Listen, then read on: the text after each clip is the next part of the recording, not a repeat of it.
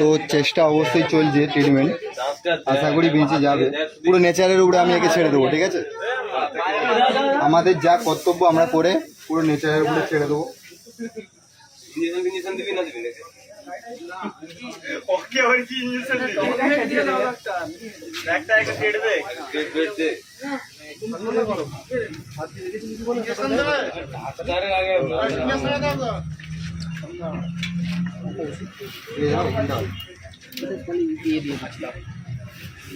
খুবই ক্রিটিক্যাল ভাবে গাঁথা আছে, আমি ভিডিওটা দিয়ে দেবো যে কিরকম ভাবে গাঁথা ছিল।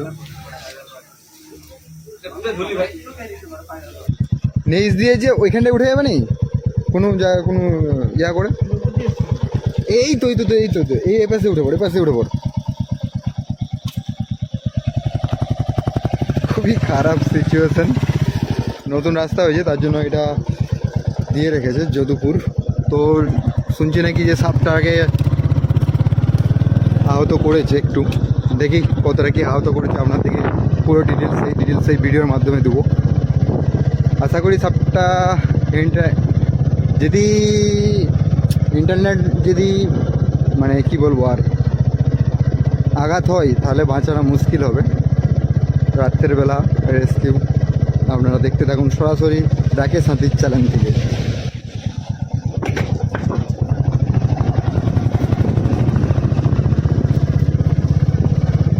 যে একদম যে কোথা হবে, কি অবস্থা, মনে হচ্ছে বাঁচানো যাবে না। ছাড়ো ছাড়ো ছাড়ো ছাড়ো ছাড়ো ছাড়ো ছাড়ো, ইস কি অবস্থা, ছাড়ো ছাড়ো ছাড়ো, বাঁচানো অসম্ভব। না ছাড়ো ছাড়ো ছাড়ো না, আমি এসে গেছি যখন, ছাড়ো তাহলে এটা তো। আপনারা এরকম ভুল কাজ কেন করেন আমি মাথায় ঢুকেন। আমি তো অনেকবার বলেছি আমাদের এখানে, আমাদের সামনেই যেহেতু ঘর, কত বড় একটা ফিমেল র্যাসেল ভাইপার।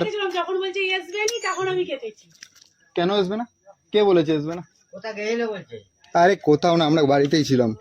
কত কষ্ট হচ্ছে ভাই, মনে হচ্ছে বাঁচার খুবই। হ্যাঁ, সাপ সম্পর্কে আপনি বেশি জানেন না আমি বেশি জানি? সাপ সম্পর্কে আপনি বেশি জানেন না আমি বেশি জানি? বেশি একে ইয়া করবো না, কারণ এখন ভীষণ এর টাইড আছে, ইন্টারনেট যেহেতু ব্লাডিং হয়ে গেছে, বাঁচানো মুশকিল আছে। কারণ এর ভিতরে যে অর্গান আছে, ও যেখানটায় মানে দিদিভাই যেখানটায় গেঁথেছে ওখানটায় ওর হৃৎপিণ্ড আছে,